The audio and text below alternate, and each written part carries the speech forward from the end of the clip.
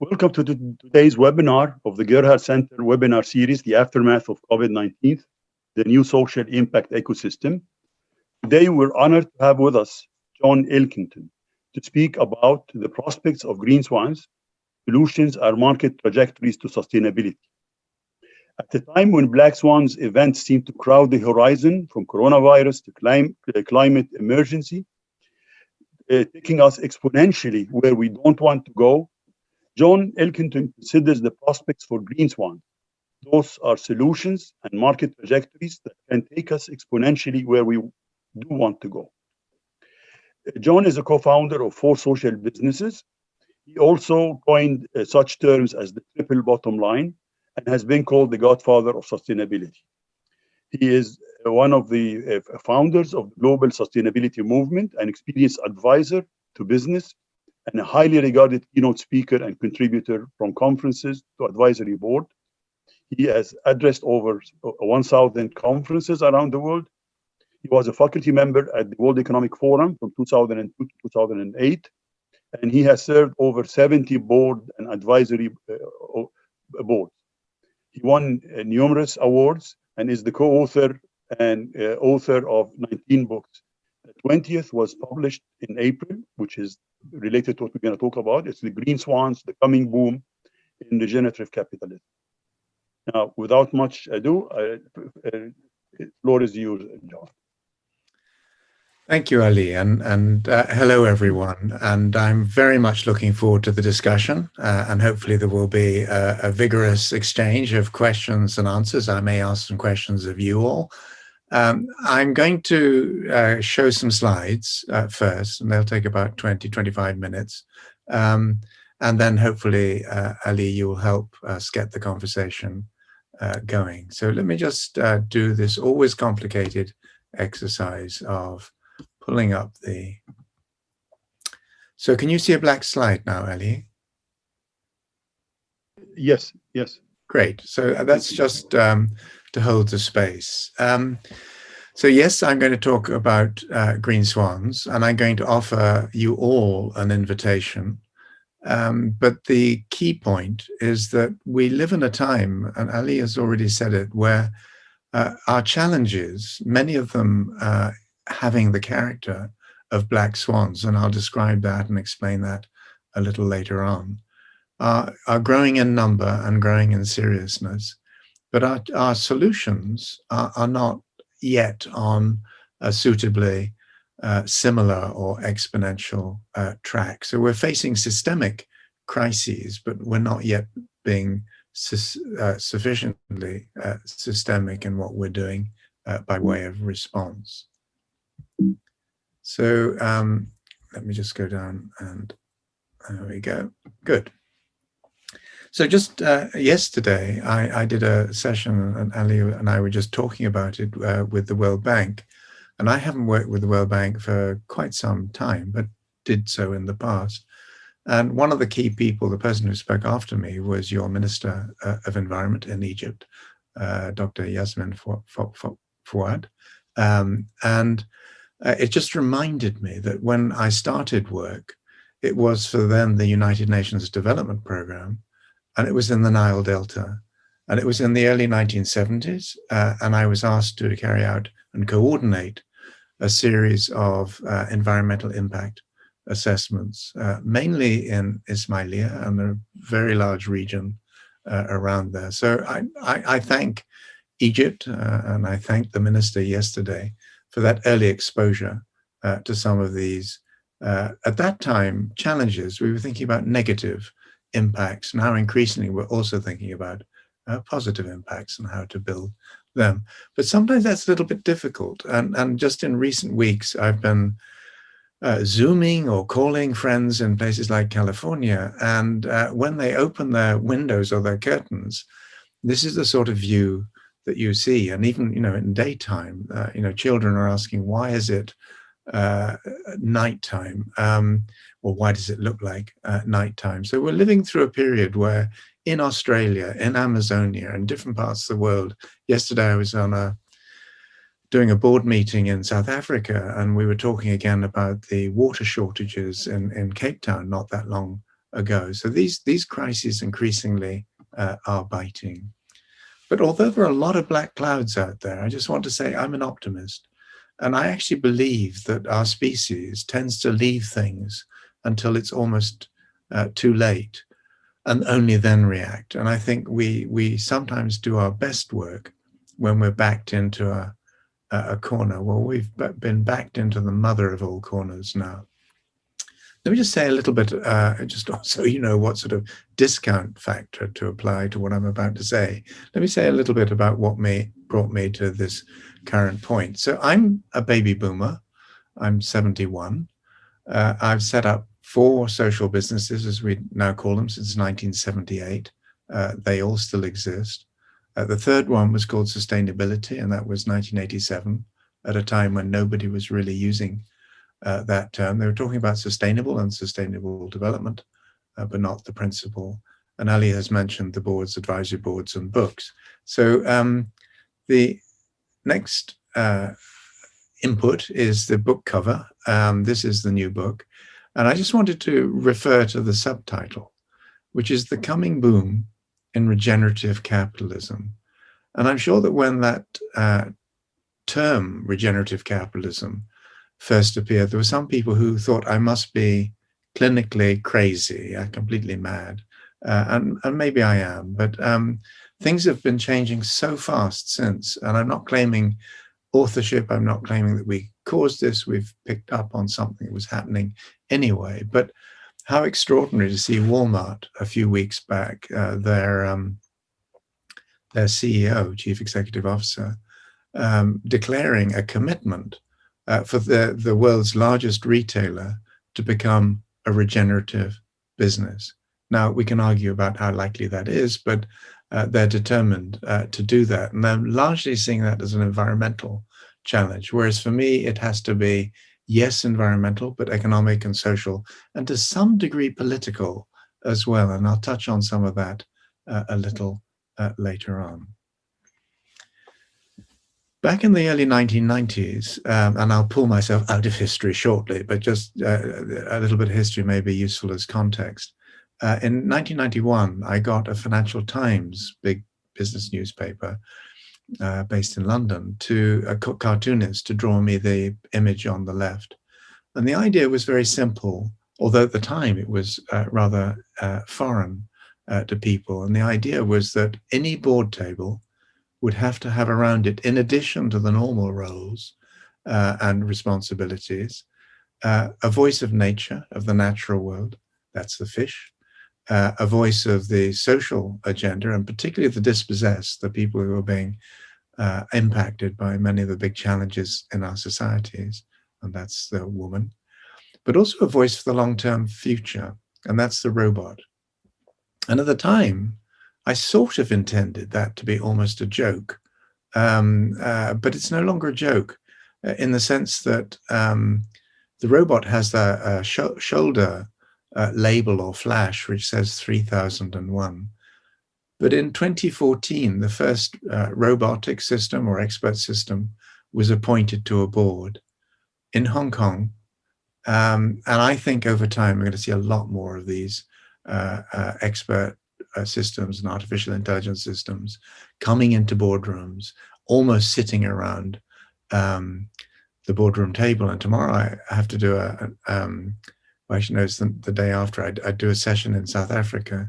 And that conference, everyone who's participating because of COVID will be in the virtual conference hall as an avatar. They'll be there as a sort of almost like a robotic representation of themselves. And I will be presenting as an avatar of myself. How long is it going to be, do we think, before boardrooms go the same route and people start to appear in the boardroom almost in their robotic selves, or representations? Now, the Harvard Business Review piece I did 2 years ago in 2018, June 2018, and I did the first ever product recall for a management concept. I didn't say that. The Harvard Business Review editors told me that. And I just simply concluded Triple Bottom Line had done very good work over time. Triple Bottom Line was built on the agenda and the insights sort of captured in that cartoon. And the idea was that we needed to balance off economic, social, and environmental priorities and forms of value creation. But the idea at that time, even at that time, went further. It was about system change. It wasn't simply about a balancing act. And my concern increasingly was that it had become a balancing act in accounting, in the reporting, and so on. And people would say, we've done well on the financial side, we've done quite well on the social side, we've provided people with what they want, we've made a big dent in the environment. Well, but that's the nature of the world. And my view was that is not good enough. And then within about 18 months, just over a year of my doing that recall, the Financial Times itself, and this is just one of the business media that is now picking up on this theme, did a huge splash wraparound cover. I saw it walking through the airport in Copenhagen. And it basically said that capitalism is running out of steam. It needs to be reinvented. It needs to be re-engineered. And what was interesting there was that it wasn't simply a stunt. It wasn't simply a newspaper trying to catch people's attention, because what they've done behind the scenes is set up a reporting platform, which now means every time you read that newspaper, which I do every morning when I'm in London, it's got 6, 7, 8 major stories on sustainability-related, environment, social governance, investment-related themes. So a quite remarkable shift in a very short period of time. And what does this mean? Well, for me, one of the things it's signaling is the period of Milton Friedman's dominance in a way. He was a brilliant man, there's no question about that. He was a wonderful economist as far as his economics went. But his view that, firstly, the only real responsibility of business was to make a profit and to serve shareholders, I think that's time expired. He also had a very particular view, very strong view on government. And many of you may remember, certainly sticks in my mind, his quotation where he said, if you put the US federal government, if you put government in control of the Sahara, you would run out of sand within 5 years. Now, it's a catchy phrase, but actually what he failed to recognize and to acknowledge is that government is absolutely crucial in shaping and regulating our economies, and particularly in times of transformation. And I think one of the things that we just seen signaling that was 50 years after Milton Friedman did his sort of almost manifesto column in the New York Times. The New York Times carried a full-page advertisement, which is shown on the left, from a huge coalition of different organizations internationally. Volans, my own company, is part of it, basically suggesting and that the single bottom line is now dead, and that there are many other forms of value creation that we've got to pay attention to. So it's not that it's completely dead, it's just got to be much better integrated with these, what some people call them non-financial forms of value. I would call them pre-financial forms of value. They're things that are coming, that will be very much part of our future.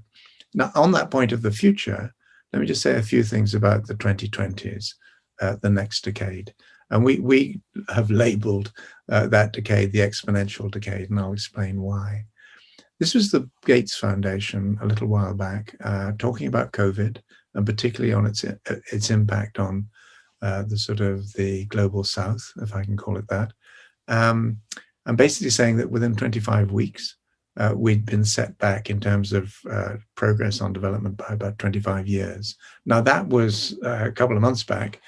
Things have not gotten any better, and I don't know what you all believe, but I think this crisis is going to continue well into next year. And some of the less developed regions of the world are going to be hit much harder than some of the developed ones. And then, even in the developed world, you've had these extraordinary forms of reporting where people have uncovered the fact that governments have done work on pandemics and then largely ignored it, or in some cases, the United States had a pandemics unit within the White House, and they shut it down before COVID-19 hit. My own country, the UK, did something very similar 2 years ago. It absolutely predicted what was going to happen. It was absolutely ignored. So government is absolutely crucial in all of this, and that's local, city level, it's national government, but also crucially, it's global government and global governance systems. So you all know the Sustainable Development Goals. I think most of you will know, but some of you won't, that they're not exactly incremental goals. So, for example, when we're talking, particularly, most of our work is with businesses. What businesses often do is say, what are we already doing? And how would that map onto the 17 global goals and the 169 targets and all the rest of it? And my pushback to that is, there's an interesting game to play. But actually, if you look at just the first two goals, no poverty and zero hunger by 2030, those are not just exponential goals, they're almost super exponential goals. They're system change goals, but most people aren't yet thinking about them in that way. They're thinking about how can we be a little bit nicer? How can we give a bit more of what we produce to people who can't perhaps pay for it? How can we think a little bit longer term? That is not going to be sufficient for where we're headed next. And one of the problems I think we're all struggling with, and I think you certainly see that with COVID-19, is that exponentials are very hard for the human brain to detect, to recognize, and to respond to. So our brain doesn't see most of what leads up to an inflection point where exponential curve really takes off. And by the time it's taken off, it's often too late to do very much about it. Now, that's some of the thinking behind the work of Nassim Nicholas Taleb, and his book, The Black Swan, came out in 2007, just before the 2007-2009 financial, what do I call it, Great Recession, contained depression, crash, that moment in our collective history, where we then scrambled to put back together the system, the economic order that existed before that. But what the Black Swan noted was that these sorts of events, these sorts of almost catastrophes often, they're unexpected, they come out of the blue, they have an extreme impact. So on both of those, you might think COVID-19 was a good case in point. And then afterwards, we stand back and we think we've understood what just happened to us, but actually we haven't really understood very well at all. So we've set ourselves up to fail again. Now, as many of you will know, in response to the question, is COVID-19 a black swan? Taleb has basically said, no, it isn't, because many people saw pandemics in general as a major risk. And some people talked about coronaviruses in particular. And in some cases, very closely predicted what was going to happen. So no, not a black swan, perhaps a gray swan, in the sense that we did see it coming, but it still surprised many people, and it's certainly having an off-the-scale impact. Now, one of the things I point out to people, and it's not a surprise, or it shouldn't be, is that young people think about these sorts of issues very differently. And part of the reason is this is their future. This is their future, which in some ways is being screwed up, and it's not their fault. It's something that they're in the process of inheriting. And I think this period of exponential change has already shown up in the world of politics. And I think Greta Thunberg, for example, for example, how many others are there like her, but nonetheless, how extraordinary that a 15, 16-year-old child, school child in effect, ends up talking to the UN, ends up talking to the World Economic Forum, and basically lecturing her elders in an extremely effective way. Now, that's not going to end. That I think is the beginning of the transition where younger people come up at all levels in politics, all levels in our societies, and all levels in our economies. Now, that could be positive, but it could also be extremely negative if they become angry along the way.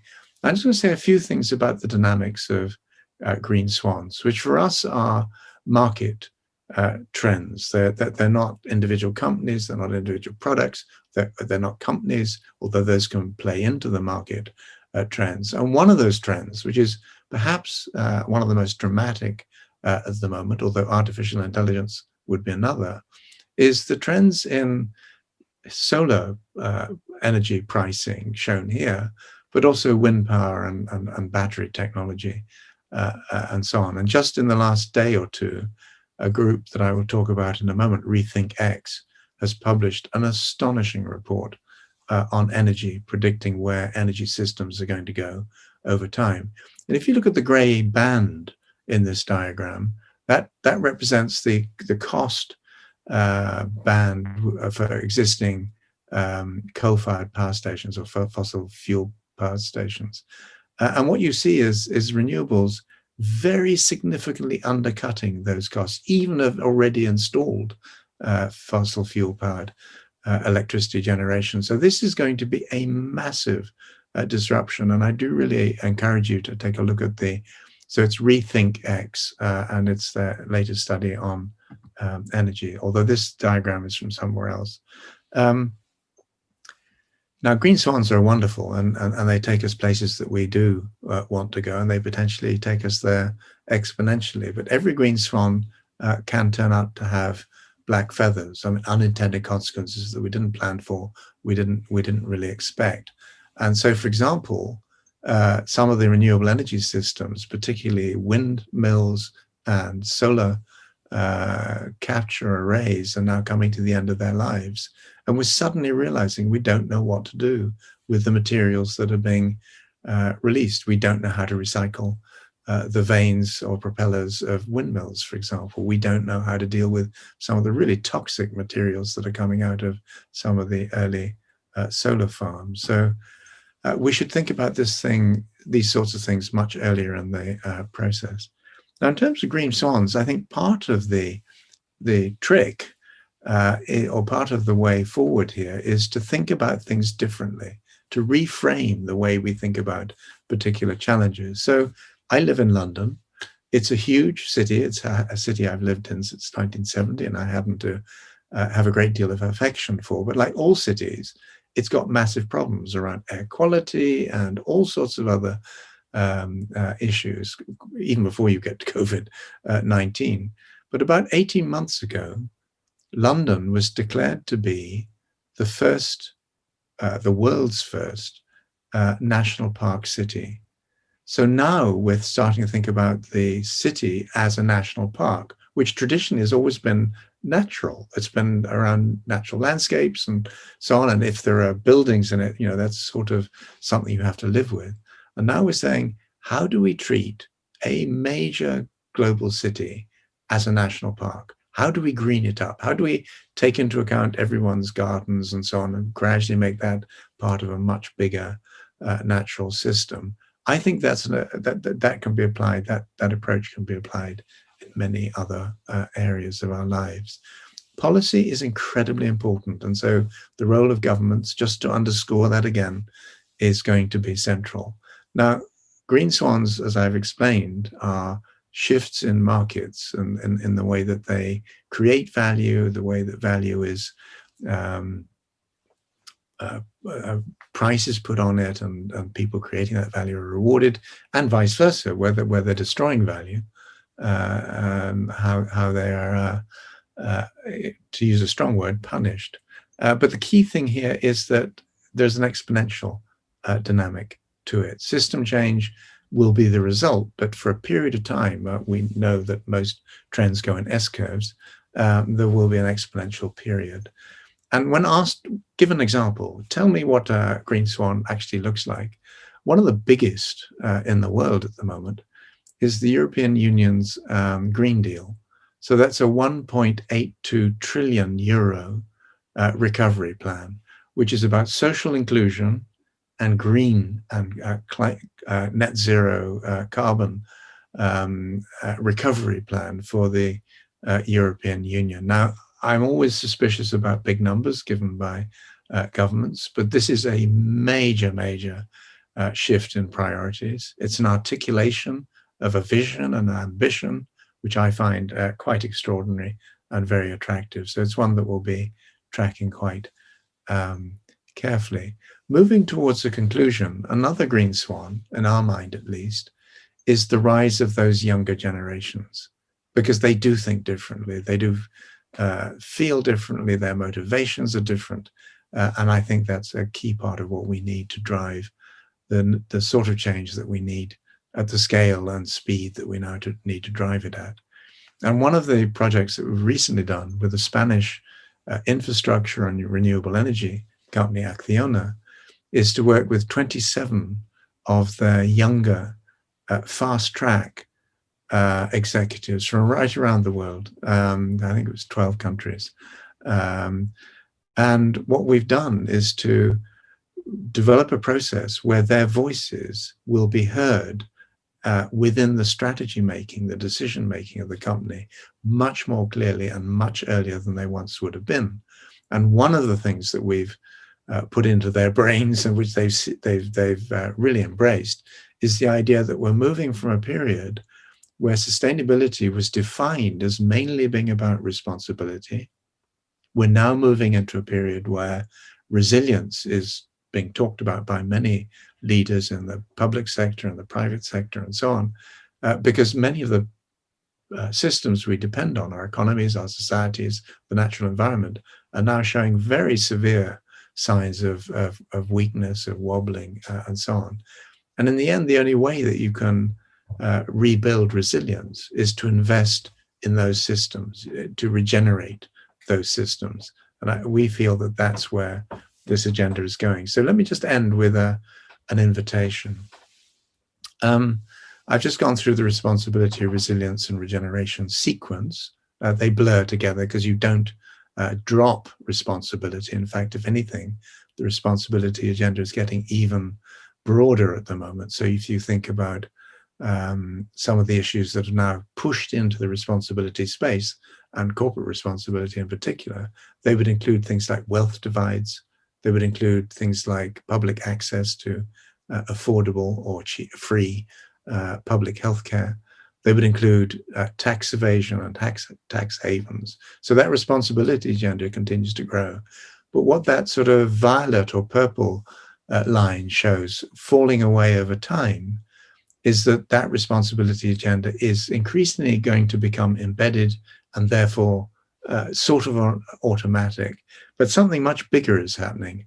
And I think that is that the economic and political order that we've all grown up with since the Bretton Woods and Marshall Plan initiatives back in the 1940s, that's coming apart.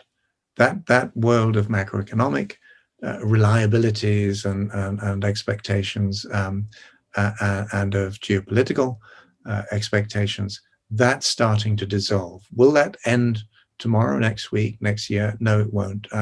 People are looking for a U-shaped, W-shaped, a V-shaped, a K-shaped recovery.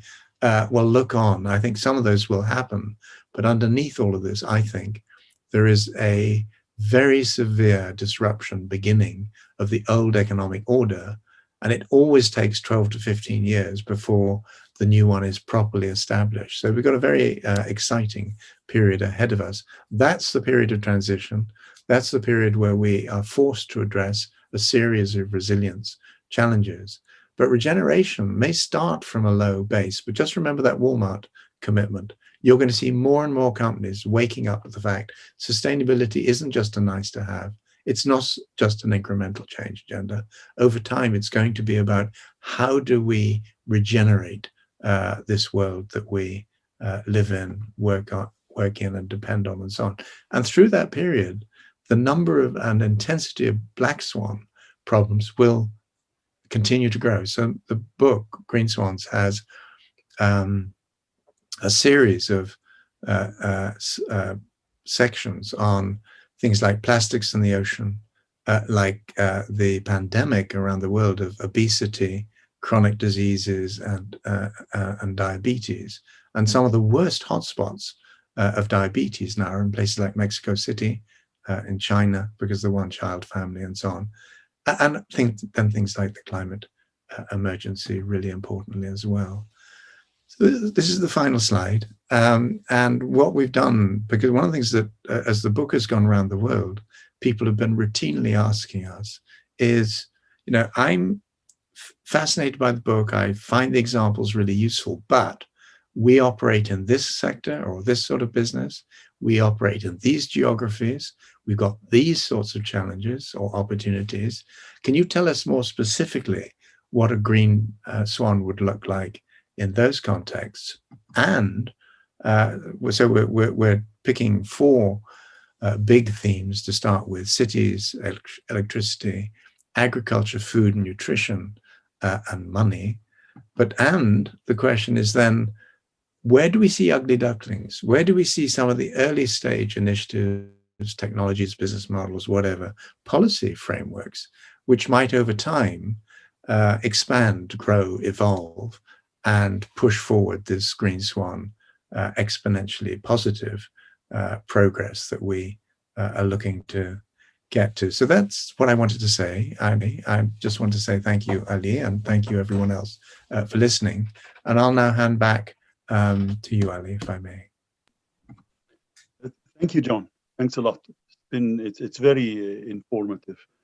I have few comments and a few questions. The first thing, when you talk about the exponential, you're comparing it with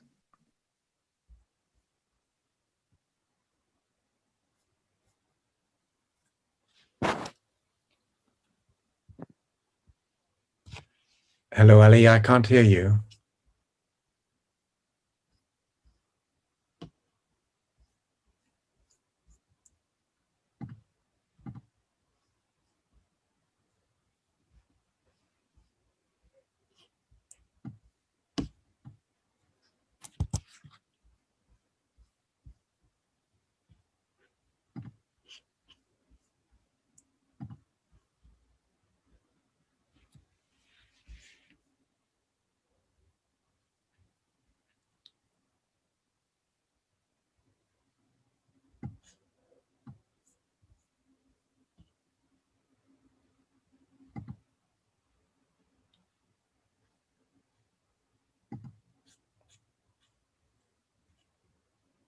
Can you hear me?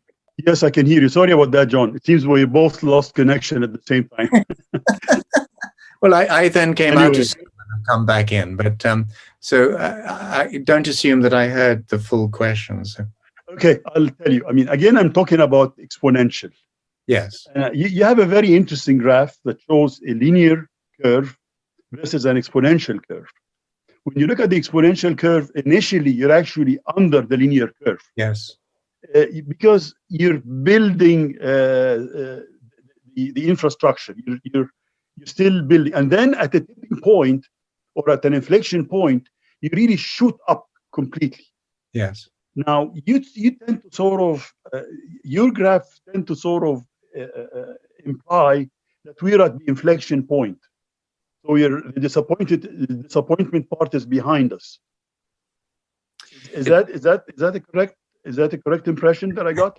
Well, certainly by putting the human brain over the inflection point, that is what I'm implying. And I think it is true of certain parts of the world at the moment. We are at an inflection point. So, for example, on climate change and net zero carbon solutions, I think the fact that China has committed to going net zero by 2060, Japan has just committed to going net zero by 2050, and there's a growing trend for countries to do that. I think that sets expectations, that creates a frame within which people start to believe this is the future. And I think that's absolutely critical. So that politically and mentally almost, I think that is an inflection point. And I would just say that, in fact, I'd taken out the Rethink X slide that I had meant to put in. One of the things that they do, they've looked at a series of sectors. One was transportation. The second one was cattle ranching. So the transportation one was global. The second one was US-based, that looked at cattle ranching and dairying. And the most recent one is on energy. And in all of those, they're saying within the next 10 to 15 years, digitally driven technologies will be transformative. So I just take the transportation one. They're talking about the 2020s as a period where we will see, if COVID-19 allows us to, a 50% increase in the kilometers or miles that people travel around the world each year, but a 70% reduction in the revenues that come to the oil companies and to the automotive companies and so on. All sorts of reasons for that: autonomous cars, electric vehicles, sharing economy, and so on. Even if they're halfway right, this is going to be a massive disruption. And they're talking about at least as severe disruptions in the energy space. So yes, I think we're at an inflection point, but you can move that brain up and down the curve in different ways. And on some of the social issues, human rights and so on, I've just come off a call with the Global Compact. And I would say on some areas of human rights, we may even be going backwards. Yes, I agree. I mean, this is exactly what I was getting at. When you talk about technology, the prices of the solar energy, the computing power, the fourth industrial revolution, you can see that there is an exponential growth, and we're living in it. When you talk about inequality, when you talk about justice, when you talk about that kind of a thing, we're still way behind. And I think it's pretty much because of ecosystem governance, because of changing the mindset, the culture, the regulations, the rules, that kind of a thing. So in some aspects, yes, we are on a tipping point, but in many other aspects, we're way behind. We're way behind. And I think what happens when societies feel profoundly pressured is that they don't always react in a sensible or wise way. And I think, in a way, we're going to see the climate crisis pressing in very severely in the next 10 to 15 years. We've got news stories in Europe, and particularly in my own country at the moment, about people coming from Afghanistan and Iran and so on to Europe, desperate to find work or whatever it happens to be. I think that's only the very thin end of the wedge, as Africa in particular starts to be really impacted by climate change. Huge numbers of people are going to want to move, and they're going to move. So I think we've left this very precariously late in the day. But one of the things I think will happen as a result of all of this is that some of our existing leaders, political and business and so on, will not be here in 4 or 5 years. Well, in some ways they'll be voted out, or as CEOs they'll have to stand down in that sort of timescale anyway. But I think younger people are going to be driven up through the system very powerfully, because they will have the imagination, they will have that new sense of what's happening, what the implications are going to be, and where some of the more interesting solutions might lie. And just a final point, I think one of the reasons why the exponential curve, as you said, is out of sight for the first period is that a lot of that's happening on the edges of the known system. It's the edges are very important, as we all know, in getting new innovations up and running, because the incumbent industries really don't want to see this stuff happening because it challenges their business models.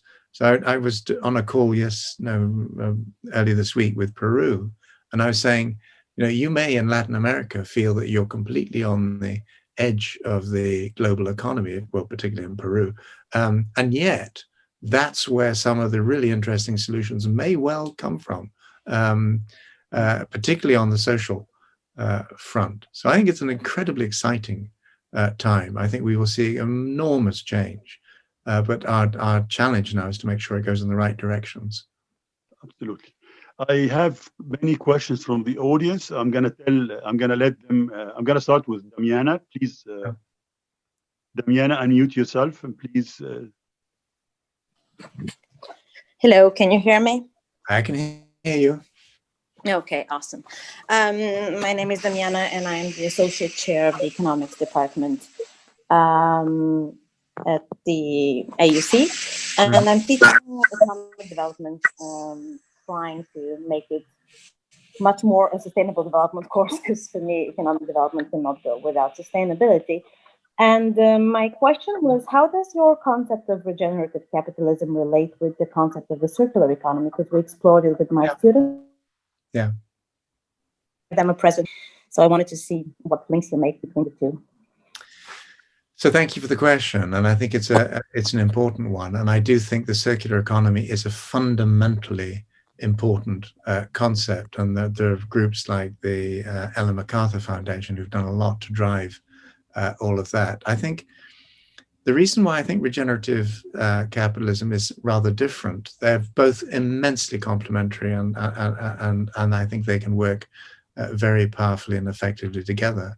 Why regeneration is different is because it can actually go down to the small scale. So one of the things that we're talking about in this country at the moment is taking some areas of agricultural land, which is not very productive, and putting it back to wildlife use. I mean, the term is rewilding. You wouldn't call that circular economy. Well, there might be elements of that, but a lot of people, I find, when they're thinking about the circular economy, they look at the statistics and they say, well, the world is 9%, if you believe the calculations, circular at the moment. That there's a huge opportunity, or how are we going to climb that mountain? How are we going to get to that endpoint? Because in some ways, unless everything is circular, whatever you're doing can't be fully circular. So it's almost, you've got to have the complete system working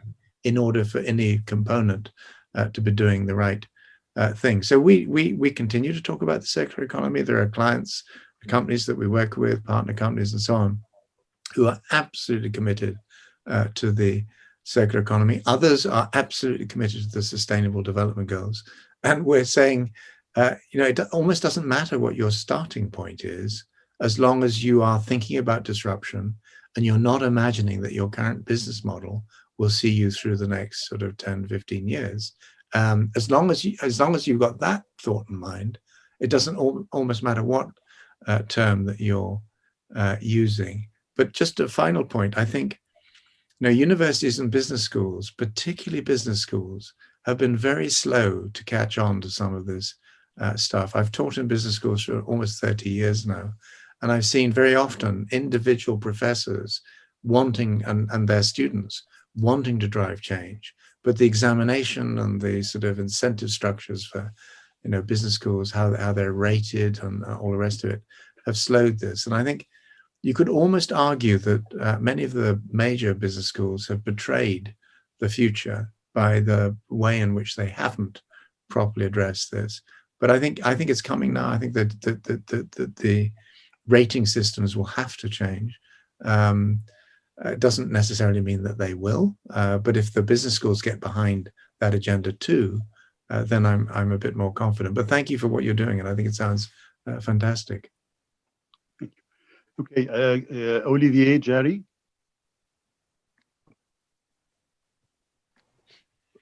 Olivier. Yes, sorry. The very basic question, but it's a debate that we had several times. As we see now the exponential growth of these initiatives and new power plants, solar power plants, so on, how do we balance this with the preservation of the environment? We don't have enough space to plant enough forests. We don't have enough lithium for all these batteries. So we cannot destroy on the left side to build on the right side. You're absolutely right, Olivier. And I think this is one of the things that has worried me most. I've spent a lot of time in places like Silicon Valley and over the last sort of 40 years, but particularly in the last sort of 5 or 6. And one of the questions I've asked all of the innovators that I've seen pretty much is a very simple one. Have they ever heard of Thomas Midgley Jr.? And the answer routinely, I can only think of one person who'd ever said yes, and he'd read something I'd written on the subject. And there's no reason in a way that they should have done, but they should have done, because Thomas Midgley was an incredibly successful innovator, chemical engineer in the 1920s, 1930s. He worked for General Motors and DuPont. And I just tell 3 quick stories about him. One is he'd invented leaded gasoline, which is a wonderful technology for anti-knock, in the sense it made engines run more smoothly and therefore fuel efficiently. And that poisoned the nervous systems of millions of young people around the world. The second one was he invented freons, so a class of chlorofluorocarbons. So he helped blow a hole through the stratospheric ozone layer. He's been called the single organism in Earth's history that has done most damage to the planet. And then he contracted very sadly in the early 1940s polio, and he built himself a bed which would get himself in and out of bed without the help of a nurse. And it was ropes and pulleys, and it strangled him. It killed him. And I just go through that to say, however bright you are, however intelligent, there will be unintended consequences of what you do. Are you thinking about those in the appropriate way? And what we're starting to see with new technologies like artificial intelligence and facial recognition and surveillance technologies is, these people are enthusiasts. They want to get their products out there. They don't really have the capacity or the time to think through what happens if everyone uses these technologies. Where does that leave us? And I really think we need to pay a lot more attention to of course, some of the unintended consequences can be very positive. They're not all negative. But a very long time ago, in the 70s, 80s, 90s, the US had an Office of Technology Assessment, and it did about 700 studies to brief the Congress on new technologies. It was shut down. It was shut down by the Republicans. But we need that capacity, and we need it globally in order to vet some of these new technologies that are coming through. Don't misunderstand me. I find technology immensely exciting, but every time we come up with a new one, and particularly these digital ones, which, as you say, are expanding exponentially. You just think of the cell phone. I remember when they literally were like small sewing machines that you had to hold to your ear, and now they're sort of everywhere, and they all have cameras and everything else in. So I think we need to think much more carefully. But I think the very fact that we've got this disruptive sequence of technologies coming at us suggests that we actually may have more of an opportunity than in normal times to drive the sort of sustainable changes that we want to see in the world. Noha Masyuni, please unmute yourself. Hello, can you hear me? Yes, yes. Thank you, Dr. Ali, for this, and thank you, Dr. John. I just have a question regarding the framework that is shared at the end of the presentation, the 3 horizons. Yes. My question is, to what extent you think the progression holds from responsibility to resilience to regeneration? I understand that it's a non-linear kind of relationship or a non-linear kind of progression, but what are the assumptions of this framework? Can we move in other directions, for example? Do you get my question? Of course we can, and I think I understand the question, Noha, and I thank you for it. So that diagram is based on work that's been done over quite some time by a different group of people credited under the diagram. What you will see is that underneath it, you don't have a time scale. We haven't put a time scale under it. It may be decades, it might be a generational time scale, but it can move backwards. And if you ask me, my favorite subject at school was always history. And, history doesn't give you a sort of crystal ball into what's going to happen in the future, but it does suggest that there are trends. It does suggest that there are patterns of development. And I said earlier on that we're at this moment where an old order is coming apart and a new one is starting to self-assemble, to sort of get to its feet in different parts of the world. That is the most dangerous period in human history. That's where major wars pretty much always start.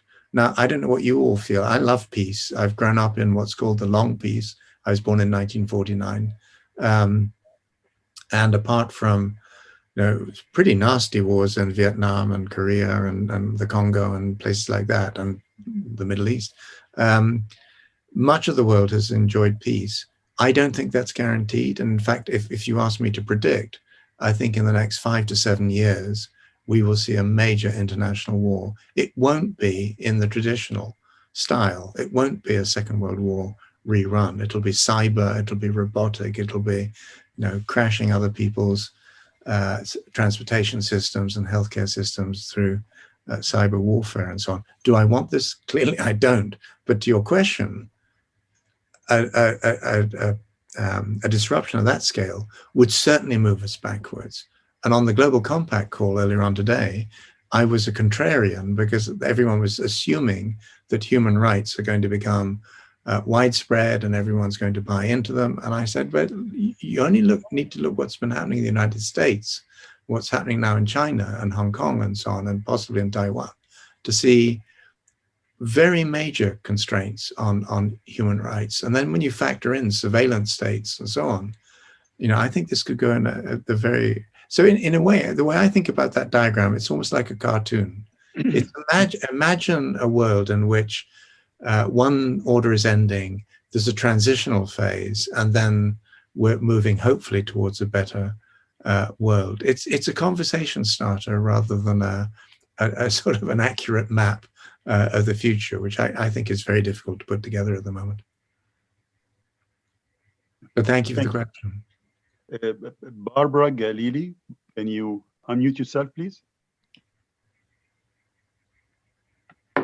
Hello. Hello, Barbara. Hello, it's a pleasure.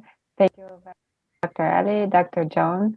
I would like to hear you about how can the Green Swans contribute to achieve SDGs and the 2030 agenda, or from your speech, do you think that the 2030 agenda should be revised or reconsidered? Thank you. No, it's a very interesting question, and I think people like Damiana sort of teaching this. You need to have something that is relatively stable to teach to students, and so you need the Sustainable Development Goals as a framework, and we need it for governments, and we need it for city administrations and companies and so on. But I'm going to say something which is perhaps not totally helpful, which is that I don't think if we simply leave it to the Sustainable Development Goals to deliver the change that we want to see, we're going to get that change. Because in fact, I think we're going to fail on pretty much most of those goals. And certainly if 2030 is still the deadline. So somehow we need to free up people's imaginations.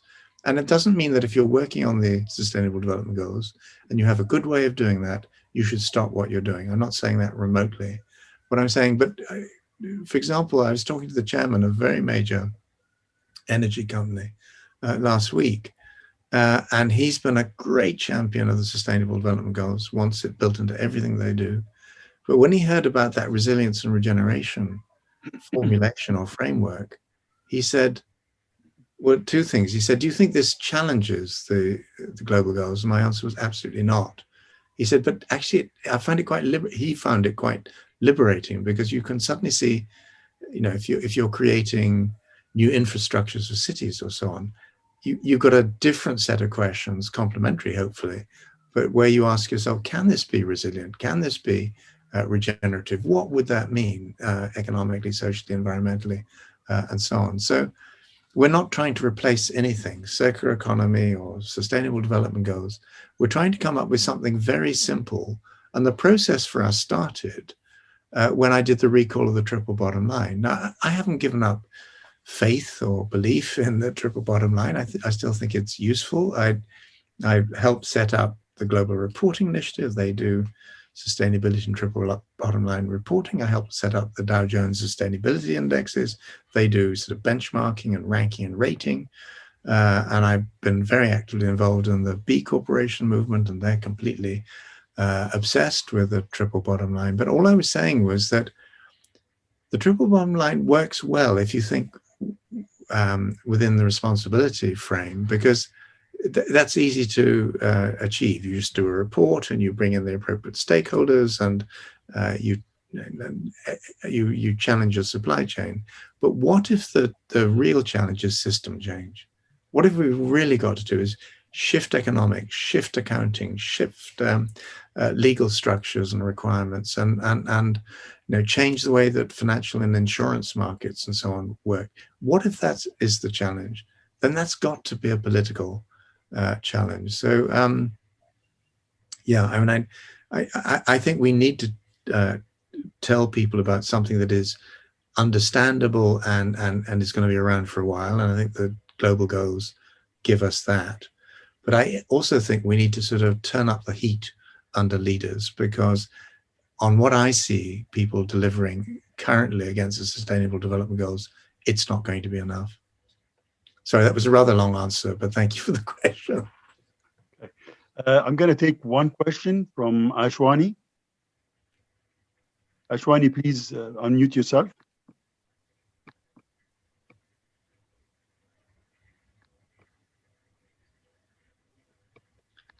Just yes, thank you. Yes, I'm so sorry about that. Thank you, Dr. Elkington, for a great book and for a great presentation.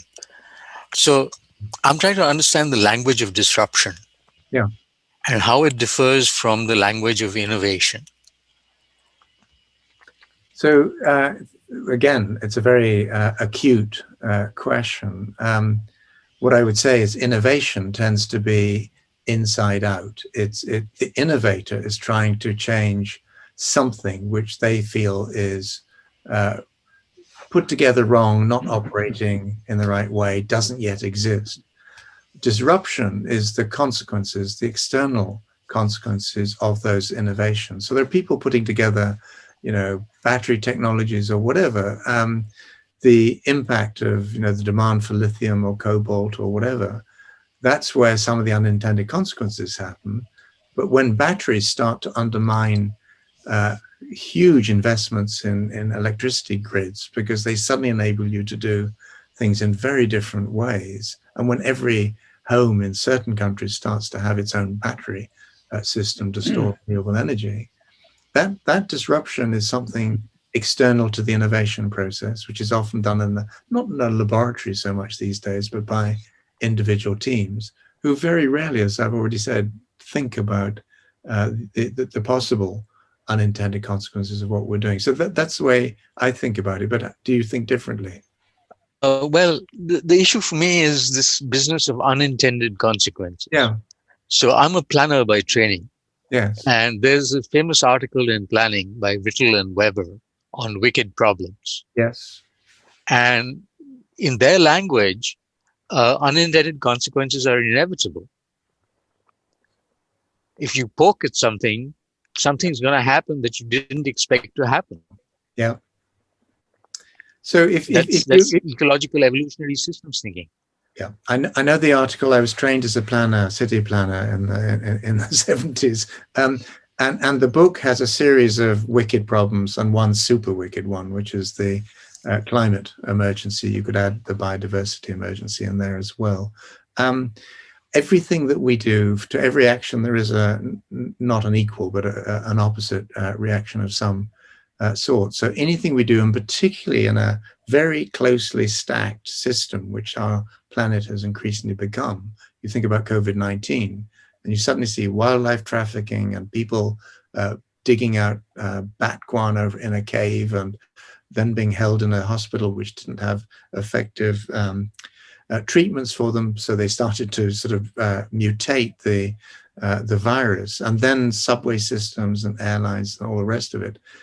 We live in a world which is very, very tightly packed, and unless and until, I think, we can start to think about those inevitable unintended consequences, particularly the negative ones, and have the capacity in place to deal with them, we're just going to have these sort of COVID-19 like adventures and excursions the whole time. So I don't think that we can become so knowledgeable that we can head off every risk. But I also think that artificial intelligence and new forms of modeling will help us get a better sense of what is potentially coming at us. And if innovators can get that embedded into some of their work earlier on, so much the better. At least that's the way I think about it. Thank you, Ajra. I'm going to take the last question. Ismail Amir, you've been raising your hand. Unmute yourself and you can ask your question. Ismail? Yes, thank you, Doctor. Actually, I thought I don't have the chance to raise my question. It's about. Can you hear me? Yes. Yes. Okay. My question is actually your lecture has inspired me about some controversy that I feel between the applying the SDGs, especially in the African countries, compared to or against the development of new technologies for sustainable. For sustainable development. Yeah. Because what I believe now that we do not have the luxury of time to allow the African countries to move the same path that we already have passed with burning more fossil fuel and doing the same industrial functions. So is there any kind of a shortcut that makes them jump directly to the new era of sustainable development without passing by whatever we have passed with of industrial era? The simple answer, and I should just say, for everyone on this call, my email address is John, John, @Volans, VOLANS.com, and I'm happy to pick up any of the questions that didn't get asked or continue conversations that have started. People have often talked, Ismail, about leapfrogging and the way in which less developed countries can, for example, pick up new technologies and make better use of them than perhaps some of the developed ones, where they're locked in by old patterns of doing things. And I suppose one of the examples of that would be digital banking and digital solar in Africa, where some of the earlier and most interesting business models actually develop completely outside the places you'd normally expect those innovations to come from. So yes, I think we are in a very tight situation. I think time has pretty much run out. I think what happens in Africa is make or break for the world, but I could say that pretty much of many other continents. But I think Africa is incredibly important, but it's very fragmented, like many of our continents are. So I'm fascinated by the work of social entrepreneurs. I'm fascinated by some of the clean technology people who are doing work across Africa. And I just end with the same invitation that I made. We're putting together an observatory. There will be a set of principles for what constitutes an ugly duckling or a green swan. We're very much on the lookout for examples of solutions which, if given enough energy and a following wind, could help us deal with some of these big challenges and accelerate the process as we now need to accelerate. So the invitation is there again. My email is john@volans.com, or you'll find me on LinkedIn or whatever. But thank you very much, Dr. Ali, for this opportunity, and I very much look forward to continuing the conversation. I thank you, John. I mean, we could actually go for another half an hour easily, but we run out of time. And again, I thank you for a very insightful webinar and a great discussion. Thanks a lot. Thank you all. Next Wednesday, we're going to have Erin Ganju, and she's going to talk about scaling global change, social entrepreneur's guide to surviving the startup phase and driving impact. She will share practical business lessons from scaling a social enterprise, which is called The Room to Read, which has impacted education of over 15 million children globally. Erin will highlight key lessons from the story of its growth. So stay tuned. See you soon. And again, I thank you, John. It's been a pleasure to have you with us. Bye Thank all. you, everyone. Good night.